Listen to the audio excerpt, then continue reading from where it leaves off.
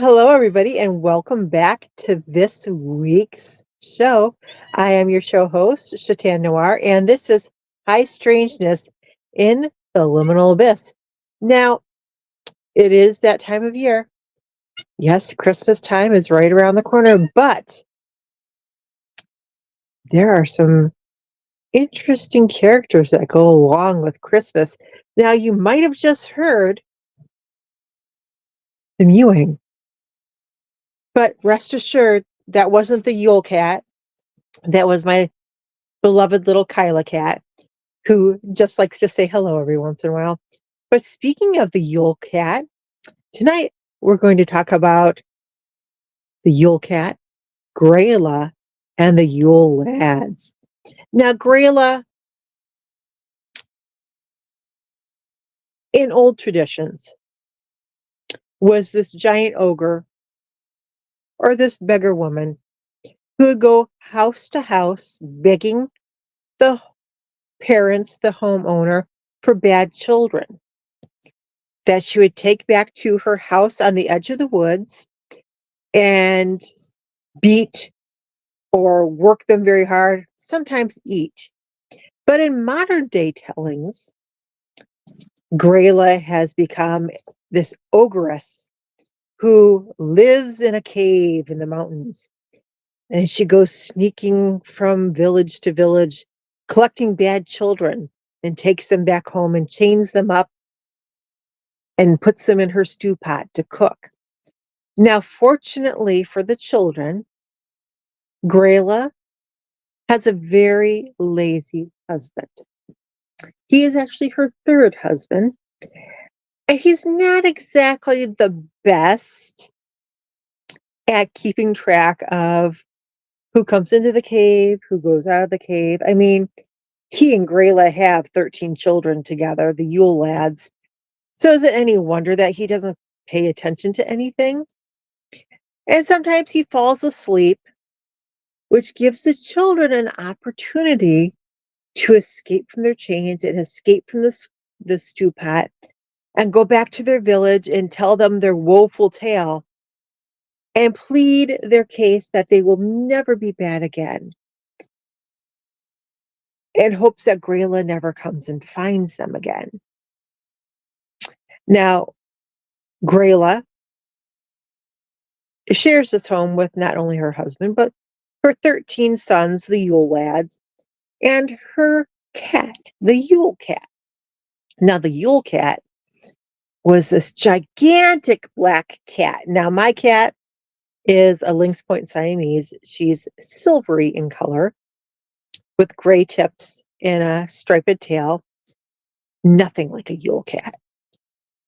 But the Yule cat would come and peek from house to house into the windows, and he would watch to see if the children were wearing new Christmas clothes.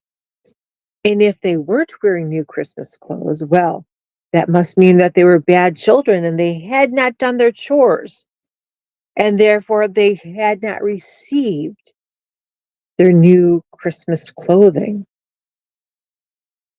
And if this was the case, then that meant that they hadn't got their spinning done, their wools, their threads, their yarn, and they didn't have anything to make new clothing with.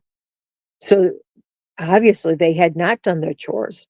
So the Yule cat would bide his time, and then as soon as he could, he would snap the children up and either eat them on the spot or take them back to Grayla to add to the stew pot. And then there's her Yule lads. Now, it's puzzling to me that characters like Krampus and Belsnickel and Frau Perchetta and even Grayla herself all punish very bad children. But the Yule lads are very bad. Uh, Actually, they are just tormentors because they arrive 13 days before Christmas. And each one of them arrives on a different night and has a different thing that they specialize in. So a few of them are very good at disturbing the livestock. So bothering your sheep, bothering your cattle, upsetting them so that they don't either, produce milk or they don't give birth to offspring during the spring or summer. That was their job. And then a couple of them like to steal food. So those rations that they would work all year to be able to put aside for those lean, dark winter months, sausages and meats and yogurts and breads and stuff of that nature that they would be carefully preserving. Well, these Yule lads would just help themselves to and would steal it right off the hooks and rafters that they were drying from. Other lads were notorious for stealing kitchen utensils, spoons and pots and pans, and the meat hook that you actually hung the meat up with. Just terrible little beastlings. And then perhaps the most annoying of them was the one who would steal the candles. Because after all, we're talking the Dark Ages, before electricity. And how else would you light your home than by candle or by fire? And if you had someone coming in and stealing all the candles, well, this was no good because then you wouldn't be able to see. But this lad who steals the candles might also be a food stealer because oftentimes candles were made out of tallow, which is essentially that greasy white stuff that forms when you make like a gravy or a beef stock. It's the oils of the beef that congeal in that liquid, and that's what they would make the candles out of. So, in a way, edible. In another way, ew, cholesterol. But you had to use what you had to use. So, imagine these Yule lads coming in and out of your house at will and slamming doors and peeking through windows and stealing your pots and your pans and licking your spoons and taking your food and then riling up your livestock. It was a wonder that anybody ever got any sleep back then. And yet, Grayla was totally fine with her children doing this. Now, I wonder what kind of fear she had to put into Krampus and Belsnickel and Frau Porchetta or Bursetta, depends on what region you're from, that they were allowed to get away with these behaviors and they were never beaten with birch sticks and carried off in a sack. It's just very perplexing to me that nobody ever punished the Yule lads for being naughty. But maybe that's where Santa comes in, because never once do we hear that Santa brought the Yule lads any presents. So, are they bad because they never got any presents? Or are they bad because Santa doesn't want to give them any presents? And I couldn't see him really giving any presents to the Yule cat either. I mean, Yule cat could probably use a couple of bushels of catnip just to chill out a little bit and stop eating people. And then there's Grayla, who likes to eat children, and her husband, who's very lazy and likes to sleep.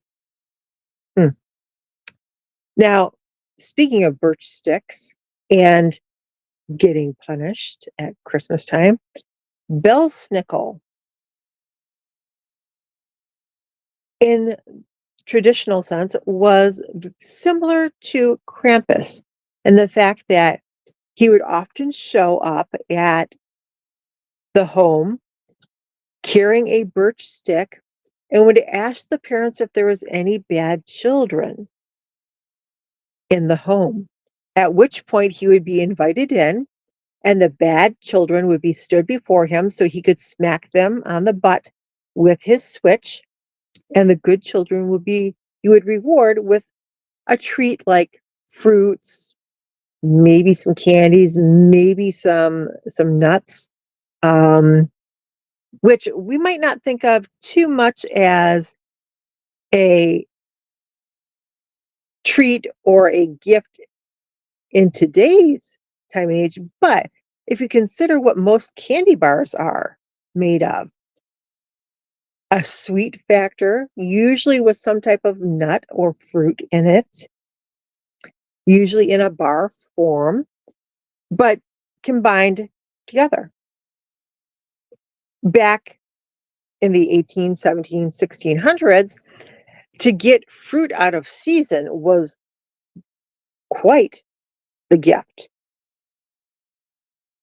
To get any type of sweets during the winter months, any type of nuts during the winter months, when times were very lean, especially at Christmas time, meant that you must have done something very, very good or were very well behaved, that your family thought enough of you to give you a very valuable gift in place of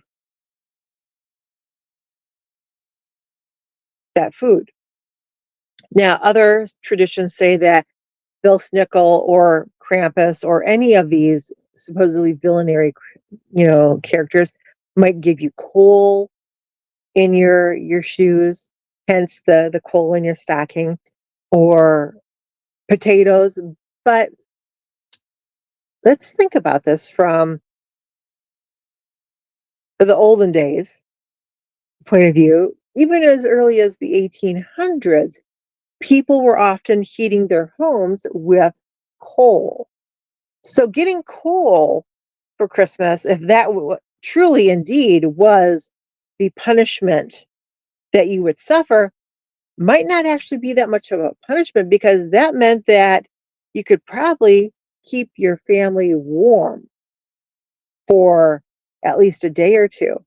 So if that is the punishment, I could see why children might behave badly. If it meant that they're going to get coal, then the more children, the more coal, the longer they could keep their house warm. The same with potato. It might not seem like a terrible gift. It probably wasn't, unless it was spoiled and spouting, you know, roots out of it.